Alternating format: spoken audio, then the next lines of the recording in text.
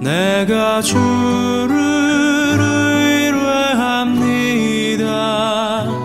나의 다닐 길을 인도하소서. 오늘은 어린이날이고 어린이 주일인데 어린이를 잘 키우자 이런 설교를 보통 어린이 주일에 했거든요. 근데 여기 어린이를 잘 키우자 하는 설교를 재미있게 의미있게 들으실 분이 거의 없으세요. 왜? 어린이인 자녀 주신 분이 별로 없어요.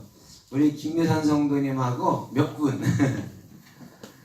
나머지는 아이들이 장성하신 분들이 많아서 오늘은 어린이를 잘 키우자 이거보다는 어린이들에게 좋은 세상을 물려주기 위해서 우리가 어린이처럼 살아보자 이런 말씀을 좀 드리려고 합니다.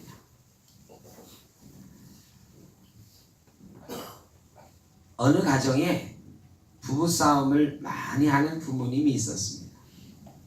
이 가정에는 어린 아들이 하나 있었는데요. 부모님이 싸움하는 소리를 이렇게 자꾸 들어요. 그날도 싸움을 하는데 이 부부가 싸움을 시작하면 이놈 저놈 하면서 싸워요. 죄송하지만 이년저년하고 그날도 이놈 저놈 이년저년 하면서 막 싸우고 있는데 아들이 막 오더니 아빠한테 물어봐요. 아빠, 년이 뭐예요? 아들은 모르는, 어린이는 모르는 말 가지고 막 싸우니까 아빠가 잠시 당황했습니다. 순간적으로 년은 남자가 어른인 여자를 부르는 말이다. 이렇게 대답을 해줬어요. 아, 그렇구나. 엄마, 그럼 놈은 뭐예요? 엄마도 당황했습니다. 엄마도 아빠처럼 어른 남자를 부를 때 부르는 말이야. 이 아이가 할머니 댁에 갔습니다. 할머니한테 고민을 털어놓습니다. 엄마 아빠가 매일 싸우는데 이놈 저놈 이년저년 하면서 싸워요. 그래 할머니가 그 얘기를 듣더니 손자가 있는 걸 깜빡하고 화가 나서는 지랄하고들 자빠졌네.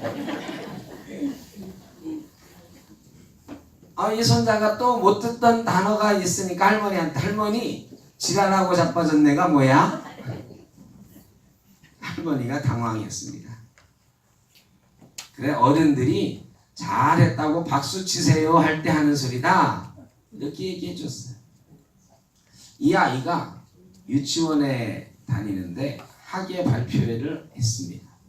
이 아이가 그러니까 똑소리 나잖아요. 벌써 사회를 맡았어요.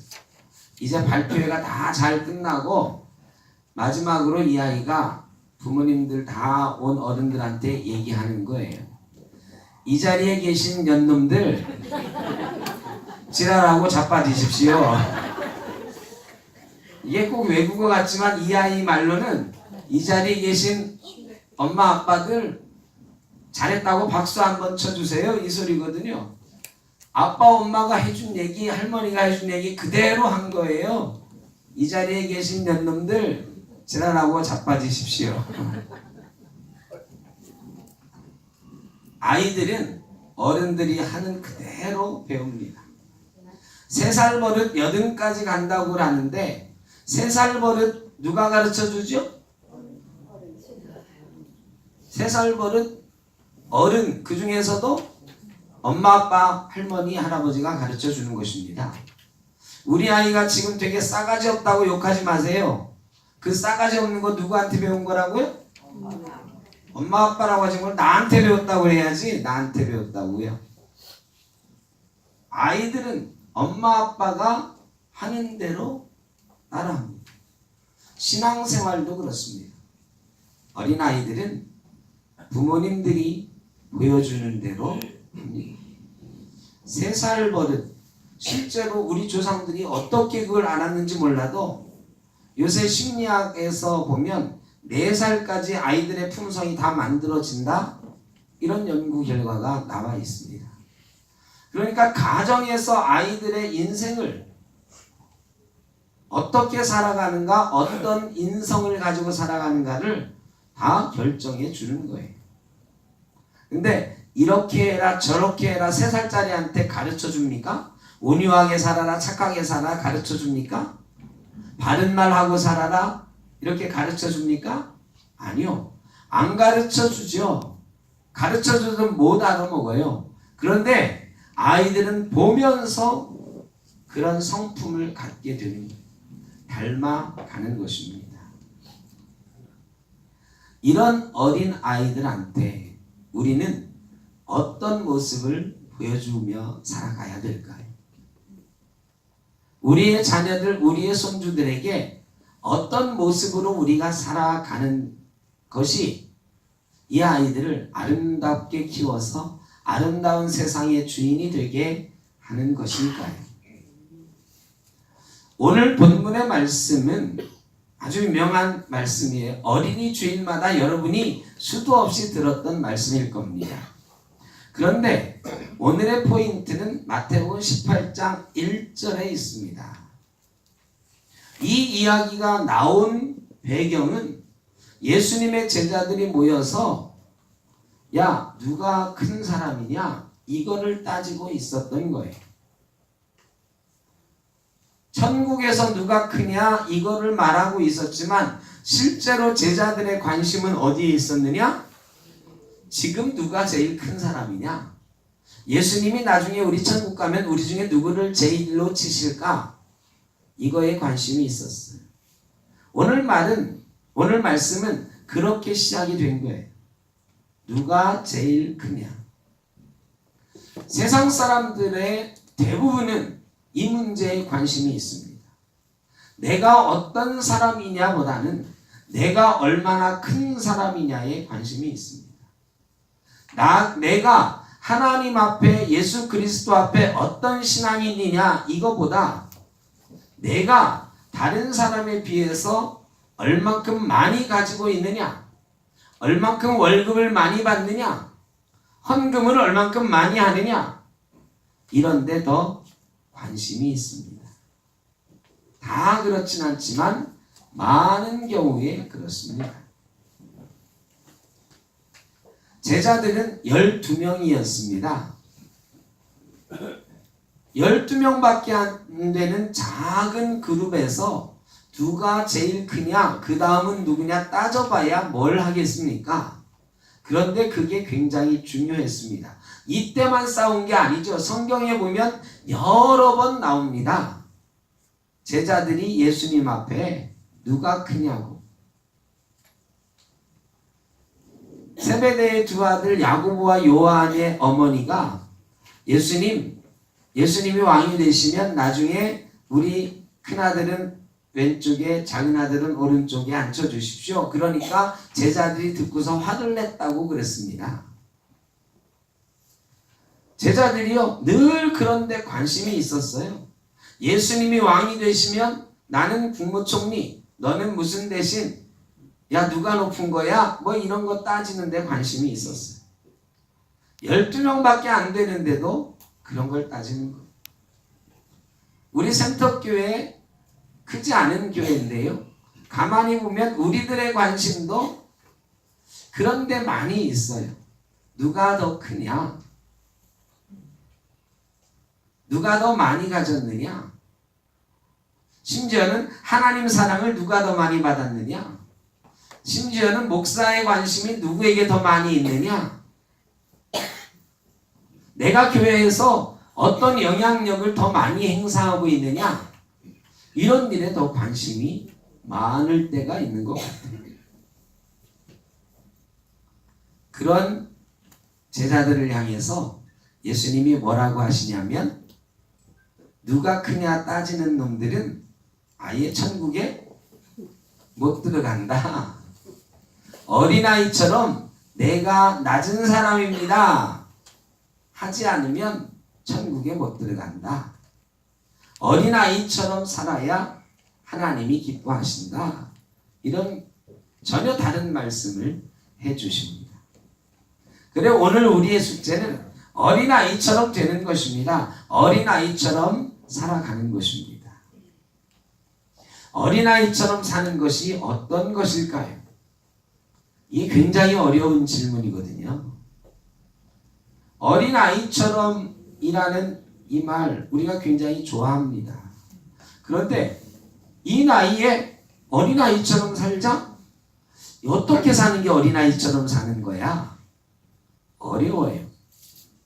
그리고 어린아이처럼 살면 어떤 모습일까도 잘 상상이 안 갑니다. 저도 지난 한 주간 고민을 많이 했어요. 어린아이처럼 살자는 설교를 좀 해보려고 하는데 어떻게 사는 게 어린아이처럼 사는 걸까? 고민을 하다가 영상을 하나 발견을 했습니다. 지난주에 백상예술대상 시상식 하는 장면이 TV에 방영이 됐습니다. 혹시 보신 분 계신가요? 이 시상식 이런 건 잘 안 보거든요. 저도 안 봤어요. 그런데 기사가 떴어요. 수상 소감이 감동적이었다. 제가 얼른 영상을 찾아봤습니다. TV 부문 대상을 받은 분이 남대문교회 김혜자 권사님인데 이 권사님이 1941년생이에요. 우리 나이로 79살. 근데 이분이 시상식에서 상을 받는 모습을 봤는데 야, 저분의 모습이 어린아이처럼 사는 모습, 어린아이처럼 사는 사람의 모습인 것 같다 이런 생각이 들기도 했고 또 그분이 수상소감으로 밝힌 그 부분에 제 설교에서 찾고자 했던 답이 좀 보이는 것도 같았습니다. 그래서 먼저 시상식, 저도 못 봤고 여러분도 못 봤을 텐데 그 시상식 장면, 김혜자 권사님 상 받는 장면 조금 깁니다. 뭘 잘라서 편집을 할까 하다가 그냥 있는 그대로 한번 봐도 좋겠다 싶어서 수상하는 장면을 먼저 보고 말씀을 이어가겠습니다.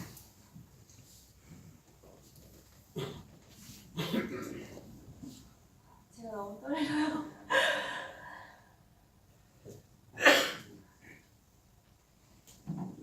제55회 백상예술대상 TV 부분 대상 눈이 부시게 김혜자님 축하드립니다. 김혜자님은 JTBC 눈이 부시게에서 한순간에 늙어버린 25 청춘 혜자 역을 맡아 지나가는 순간의 소중함을 일깨워주며 세대를 뛰어넘는 깊은 감동과 울림을 선사했습니다. 수상을 다시 한번 진심으로 축하드립니다.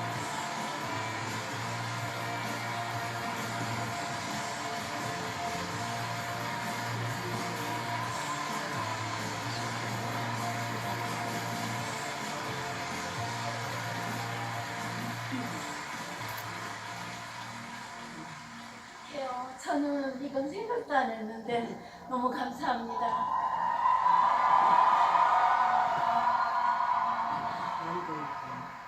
어떡하지? 나의 힘이 되신 여호와 하나님, 당신을 사랑합니다. 먼저 이런 작품을 기획해 주신 김석윤 감독님, 그리고 너무나도 인생 드라마를 써주신 우리 두 작가 너무 감사해요. 너무 긴장해서 작가분 생각이 안 나요. 이름이 김수진 씨, 이남규 씨 너무 감사하고요. 기획할 뿐 아니라 또 연출을 해주신 우리 김석희님 평생 못 잊을 것 같아요. 제가 탈장 탈 줄 모르니까 그래도 혹시 몰라서 뭐라고 인사말을 하나 그러다가 여러분들이 많이 좋아해 주셨던 나레이션을 얘기해야지 그랬는데 아무리 외워도 막 자꾸 까먹는 거예요. 그래서 이렇게 대본을 찢어갖고 왔어요.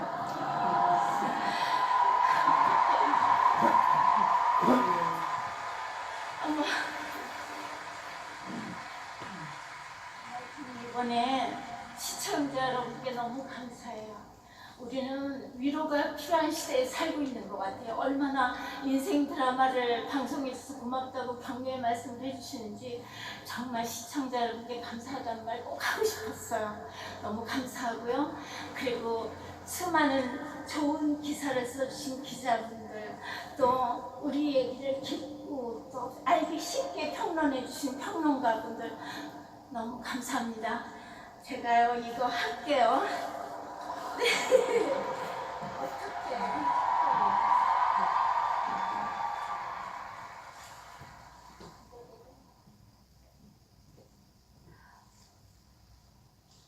저 정말 이거 대상 탈 줄 몰랐어요. 너무 감사해요. 난 눈이 부시게가 작품상 타면 좋겠다 그렇게 생각하고 있었거든요. 내 삶은 때론 불행했고 때론 행복했습니다. 삶이 한낱 꿈에 불과하다지만 그래도 살아서 좋았습니다. 새벽에 쨍한 차가운 공기, 꽃이 피기 전 부는 달큰한 바람, 또 해질 무렵 우러나오는 노을의 냄새, 오늘 한 가지 눈부시지 않은 날이 없었습니다.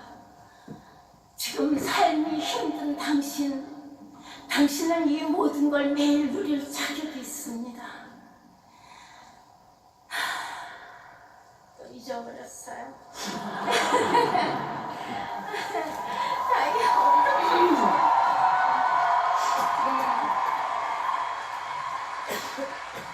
지금 삶이 힘든 당신, 이 세상에 태어난 이상 당신은 이 모든 걸 매일 누릴 자격이 있습니다. 후회만 가득한 과거와 불안하기만 미래 때문에 지금을 망치지 마세요. 오늘을 살아가세요. 눈이 부시게. 당신은 그럴 자격이 있습니다. 누군가의 엄마였고 누이였고 딸이었고 그리고 나였을 그대들에게 이 말을 꼭 하고 싶었어요. 감사합니다.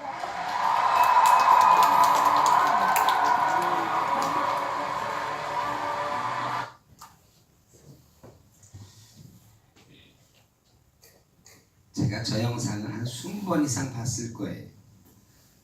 몇 분짜리를 보여드릴까 뭐 하다가 여러 가지 영상을 보내라고 그냥 20번 이상을 봐도 뭔지 모르는데 이 감동이 있어요. 뭐 대단한 건 아닌 것 같은데 이 배우들이 막 울잖아요. 그게 뭘까 한번 생각을 해봤어요. 첫째로는 저 김혜자 권사님의 순수함 아닐까.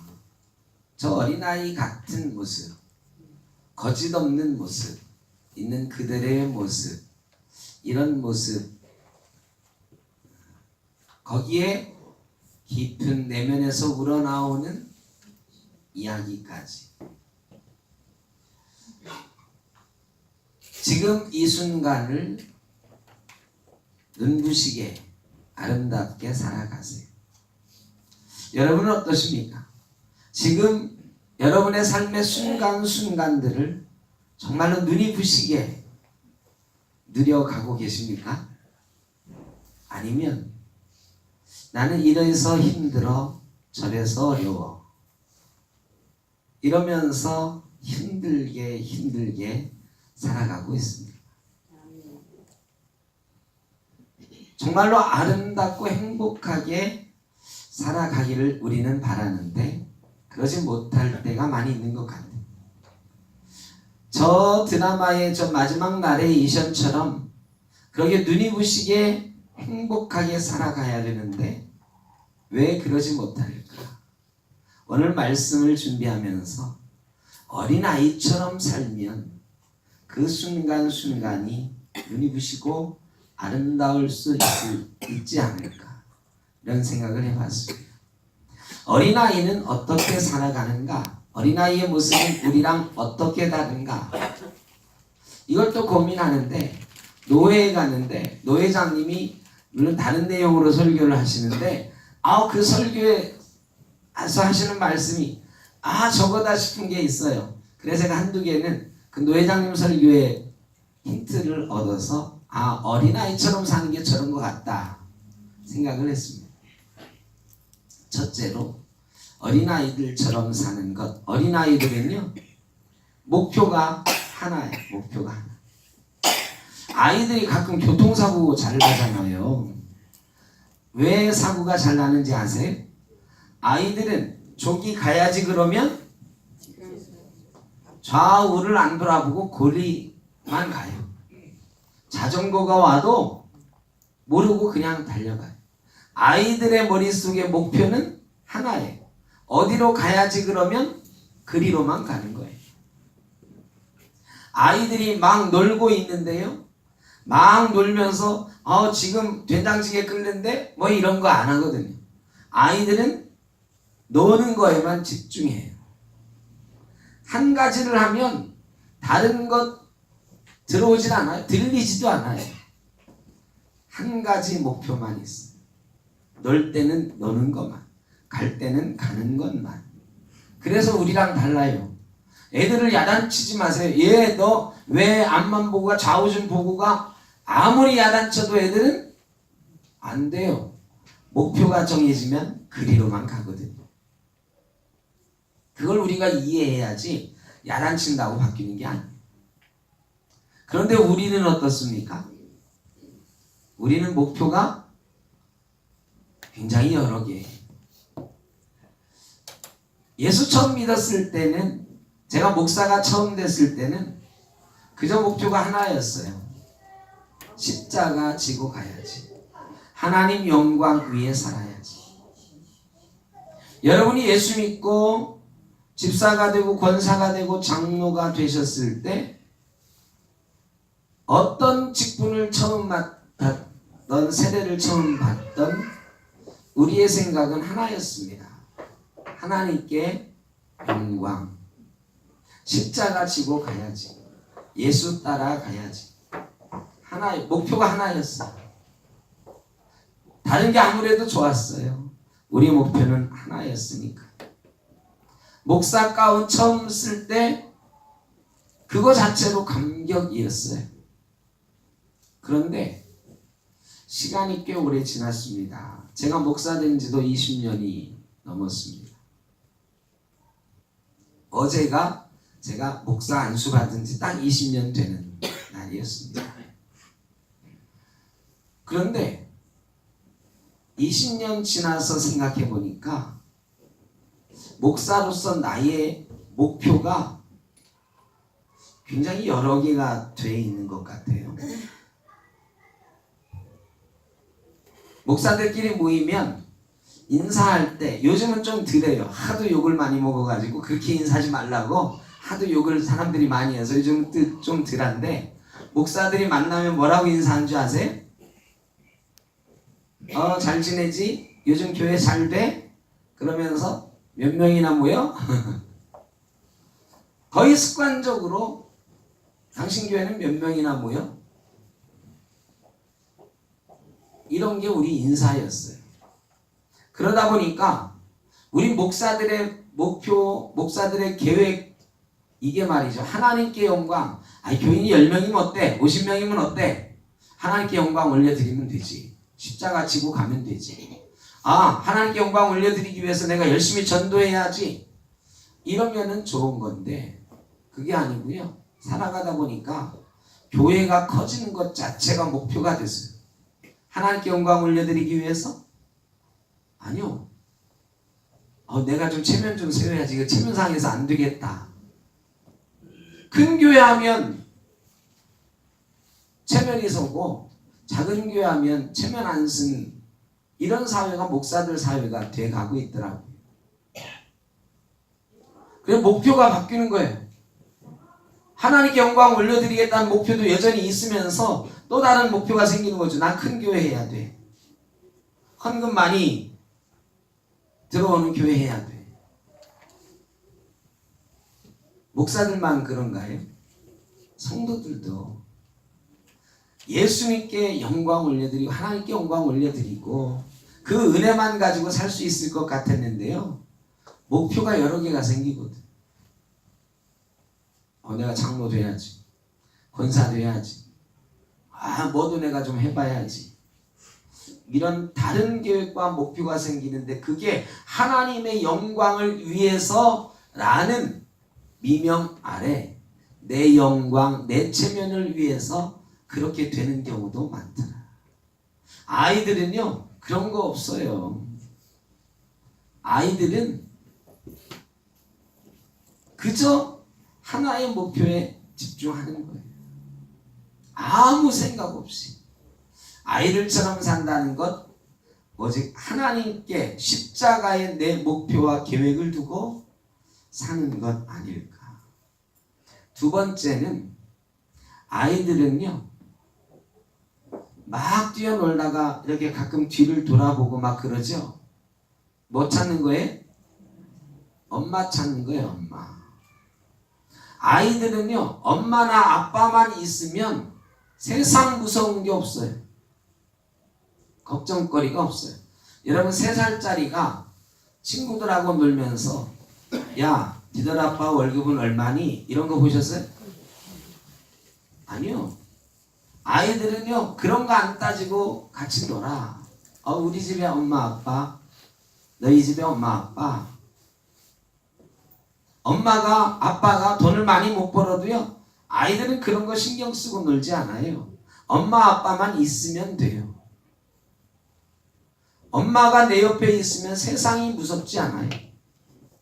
그런데 어른들이 이 아이들을 키우면서 자꾸 그러거든요. 너 쟤랑 놀지 마. 야 저쪽 동네 사는 애들하고 놀지 마. 자꾸 이러거든요. 편가르기 하고요. 애들 층간을 나눠요. 이상한 기준으로. 그래 아이들이 점점 그렇게 변해가는 거죠. 어른들의 이때가 묻기 전에는 아이들은요 엄마만 있으면 그것으로 충분해. 엄마만 내 옆에 있으면요 충분해요. 아이들이 3살짜리가 우리 집은 왜 이렇게 가난할까 불행해 하는 거 보셨어요? 아니요. 아이들은 그런 거 몰라요. 엄마랑 아빠만 있으면 세상 부러울 게 없어요. 우리 교회 여기에 말이죠 써있는 글귀 여러분 외우고 계시나요? 대문짝만 하게 썼어요. 정말로 우리 교회 건물이 이쪽에서 저쪽까지 30m인데 거의 30m를 꽉 채워서 써놓은 우리 교회에 이런 정신을 가지고 살자 하는 문구가 하나 있습니다. 뭐죠? 하나님이 계십니다. 그것으로 충분합니다. 어째 잘 못 외우시네. 하나님이 계십니다. 그것으로 충분합니다. 여러분 예수 믿는 사람은요 다른 거 필요 없어요. 하나님만 계시면 되는 거 아닙니까? 어린아이가 엄마나 아빠만 옆에 있으면 되는 것처럼 하나님만 계시면 충분한 게 예수 믿는 사람이잖아요. 우리도 어린아이들처럼 살아가는 거 하나님만 계시면 충분해요. 이게 우리가 어린아이로 하나님 앞에 사는 거거든요. 근데 여러분 어때요? 하나님만 계시면 충분하십니까? 그렇게 사세요? 하나님은 분명히 계시는데 뭐가 없어서 불행했던 적이 얼마나 많습니까? 하나님은 계신다고 고백하면서 이게 부족하다고 저게 부족하다고 불행해하고 화나고 막 이랬던 적이 얼마나 많습니까? 왜? 우리가 어린아이처럼 살지 못하니까요. 우리는 머리가 커버렸으니까요. 마음속에 다른 것들이 많이 찼어요. 이게 있어야 행복해. 저게 있어야 행복해. 이게 머릿속에 가득 찼어요. 어린아이 때는 그런 거 없어도 행복했는데요. 예수 처음 믿을 때는 예수만 있으면 되는 것 같았는데요. 지금은 예수만 있어가지고 안 돼. 하나님만 있어가지고 안 돼. 이것도 있어야 되고 저것도 있어야 돼. 하나님이 거기 계시는 건 좋은데 지금 내 옆에는 이게 필요해요. 돈이 있어야 돼요. 지위가 있어야 돼요. 이러면서 불행해하는 경우가 얼마나 많은지 몰라요. 어린아이처럼 살지 못하는 우리의 모습이지. 세 번째는요. 아이들은 궤도 수정을 잘합니다. 어린아이들은요. 궤도 수정을 잘해요. 어떤 아이가 말이죠. 부모님한테 부모님하고 어딜 가다가 좋은 걸 봤어요. 엄마 나 저거 사줘. 아빠 나 저거 사줘. 너무너무 좋아 보이거든요. 근데 아빠가 저건 너 못 가꾸느라 내년에 사줄게. 아빠가 보니까 너무 비싸. 아이들 선물로는. 그래 그렇게 얘기한 거거든요. 이 아이가요. 뭐 목표는 하나니까 아이들은 그거 달라고 막 떼를 쓰죠. 나 저거 없으면 세상이 무너지는 것 같이 떼를 써요. 막 바닥에 막 뒹굴고 난리를 피잖아요. 근데 억지로 막 데리고 가요. 집에 가는 동안도 내내 막 울음을 그치지 않는데요. 이 아이가 그날부터 몇 날 며칠 단식 투쟁하죠. 그 선물 달라고. 여러분 그런 아이 보셨나요? 아니요. 그런 아이는 세상이 없어요. 여러분 신기하게도 전날은 그거 없으면 세상이 무너질 것처럼 막 발버둥을 치고 난리를 쳤는데요. 그 다음 날 되니까 까맣게 잊어버렸어요. 그리고 그거 달라고 안 해. 그거는요. 목표 수정이 빨라요. 목표를 향해서 갈 때는 그 목표를 향해서 가지만 쉽게 궤도를 바꿉니다. 아이들은요.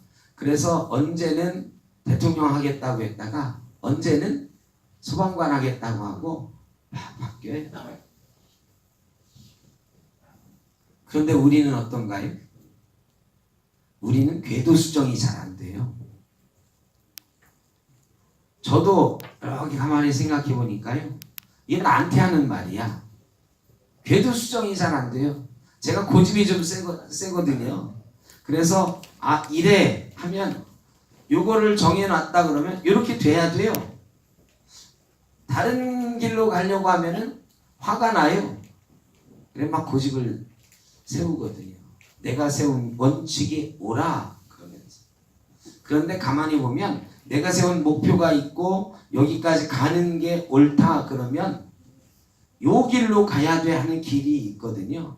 근데 가만히 생각해 보면 이렇게 돌아도 가요. 모든 길은 로마로 통한다. 돌아가도 뭐로 가도 서울만 가면 된다. 우리 조상님들은 지혜가 있어서 그런 속담 격언을 남겼어요. 이렇게 조금 돌아가도 서울만 가면 되는 거거든요. 우리 목표를 향해서 이렇게 돌아갈 수도 있는 거거든요. 그런데 어른들은 그게 잘 안 돼요. 어떤 사람이 그리 가지 말고 1, 2가 그러면 내가 정해놓은 길은 이 길인데 왜 네가 나서서 방해해? 네가 뭔데? 그래가지고 윤리가도 갈 수 있고 내가 가는 길로 가도 갈 수 있는데 이렇게 돌아서 가라고 하면 화가 나가지고요. 안 돼. 나 1, 2 갈 거야. 그러면서 싸워요. 그리고 조금 돌아가라고 한 사람 마음을 아프게 해요. 어른들은 이런 고집 걷기가 참 어려워요. 교회는 안 그런가요? 죄송하지만 교회에 더 많은 것 같아요. 왜 돌아가라는데 좀 못 돌아갈까요? 왜 조금 천천히 가면 어떨까 하는데 천천히 못 갈까요?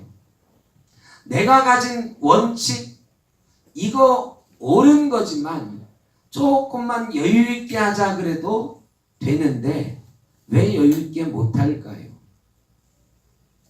우리가 어른인 것처럼 생각하니까 내가 어른이어서 다 옳으니까요.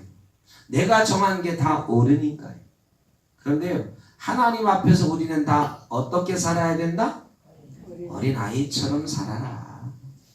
네가 생각하는 게 옳을 수도 있지만 어차피 하나님 일하는 건데 하나님 앞에서 다 어린아이처럼 궤도 수정도 하면서 좀 바꿔가면서 해라 하실 때가 있거든. 근데 우리가 참 고집셉니다. 저도 그렇지만 우리 권사님들, 집사님들 참 고집 세십니다.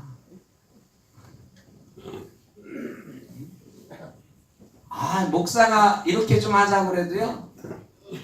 끝까지 안 들어주시는 분들이 있어요. 가끔은 목사도 상처받아 그래서.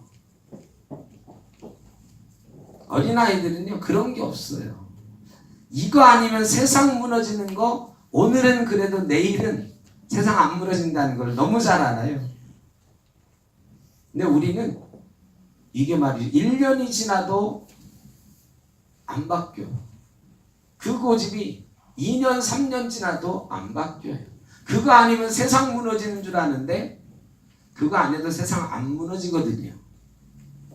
근데 우리 교회에서도 내 고집 안 꺾고 내 고집대로 하려고 하다가 내가 정한 길로만 가려고 하다가 상처 받기도 하고 상처 주기도 하는 일이 너무너무 많아요. 어린아이처럼 못 살아서 그렇죠. 어린아이처럼 살면 매일매일이 행복할 수 있습니다. 하나님께서 우리를 이 땅에 보내실 때에 아름다운 존재로 보내셨고 행복하게 살 존재로 보내셨어요. 복 주셨어요. 좋아하셨어요. 그래서 지금도 우리는 하나님 안에서 행복할 자격이 있고 이 모든 것을 누릴 자격이 있어요. 여러분도 참 고생하면서 어렵게 하나님의 일도 감당해 오셨고 가정도 감당해 오셨고 자녀들도 양육해 오셨어요. 여러분 모두는 그런 것들을 누릴 자격이 충분하세요. 눈이 부시게 하루하루를 살아가실 자격이 있어요. 그런데 왜 못 그럴까요? 우리 속에 하나님 앞에서 내가 어린애라고 하는 생각이 없어서. 여러분 여기 연세 많으신 분은 80 훌쩍 넘으신 어른들도 계시거든요. 근데 우리 80 넘으신 어르신들이 하나님하고 나이 따지면은 하나님 앞에서 몇 살쯤 될까요? 우리 나이로? 우리 나이로? 이제 막 태중에 태어난 아이쯤 될까요? 하나님 앞에서 우리는 다 갓난 애기거든요. 아직도 여전히 세상 물정 모르는 갓난 애기예요. 내가 살아온 날이 얼만데, 내가 배운 게 얼만데, 내가 신앙생활한 게 몇 년인데. 여러분 이런 거 자랑하실 필요가 없어요. 나는 하나님 앞에서 여전히 어린아이다. 그래서 어린아이처럼 하나님 앞에서 살아가 보시면 매일매일 우리가 누리는 순간순간들이 하나님께서 우리에게 주시는 위대한 선물이요 눈이 부시도록 아름다운 삶이라는 것을 느끼실 수 있을 것 같습니다. 눈부시게 아름다운 우리 인생들 살아가시길 주의 이름으로 축원합니다. 아까 김 회장님이 읽었던 나레이션이 원래는 눈이 부시게라고 하는 드라마의 마지막 장면, 엔딩 장면이에요. 드라마 못 보셨던 분들을 위해서 조금 정제되어 있는 나레이션, 그 영상을 통해서 우리가 우리 인생도 한번 생각해 볼 만한 어린아이처럼 눈이 부시도록 아름다운 인생 살아가자는 의미로 오늘 그 드라마 마지막 엔딩 장면을 마지막으로 말씀을 마치도록 하겠습니다.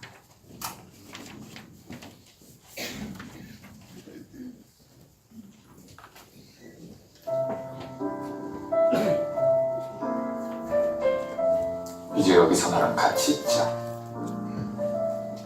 어디 가지 말고. 내 삶은 때론 불행했고 때론 행복했습니다. 삶이 한낱 꿈에 불과하다지만 그럼에도 살아서 좋았습니다. 새벽에 쨍한 차가운 공기, 꽃이 피기 전 부는 달큰한 바람, 해질 무렵 우러나는 노래의 냄새. 어느 하루 눈부시지 않은 날이 없었습니다. 지금 삶이 힘든 당신, 이 세상에 태어난 이상 당신은 이 모든 걸 매일 누릴 자격이 있습니다. 대단하지 않은 하루가 지나고 또 별거 아닌 하루가 온다 해도 인생은 살 가치가 있습니다. 후회만 가득한 과거와 불안하기만 한 미래 때문에 지금을 망치지 마세요. 오늘을 살아가세요. 눈이 부시게 당신은 그럴 자격이 있습니다. 누군가의 엄마였고 누이였고 딸이었고 그리고 나였을 그대들에게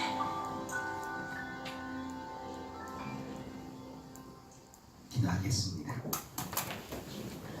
사랑의 아버지 하나님, 하나님 앞에서 어린아이처럼 살며 하나님 주시는 은혜 가운데 매일매일 눈부시도록 살아갈 수가 있는데 우리 고집대로 한번 살아보려고 하다가 우리의 생각으로 우리 인생을 채워가다가 어린아이의 생각을 잃어버렸습니다. 그래서 하나님이 계셔도 예수님이 계셔도 만족하지 못하는 삶을 살게 되버리고 말았습니다. 이제 다시 어린아이처럼 하나님 주신 은혜만으로도 매일매일 눈부시도록 아름다운 그런 인생 살아보게 하여 주옵소서. 그래서 우리 아이들에게 우리 후손들에게 우리가 그렇게 하나님 앞에서 행복하게 사는 삶을 보여주므로 하나님 안에서 행복한 인생을 들려주는 귀한 어른들 되게 하여 주옵소서. 예수님의 이름으로 기도하옵나이다. 아멘.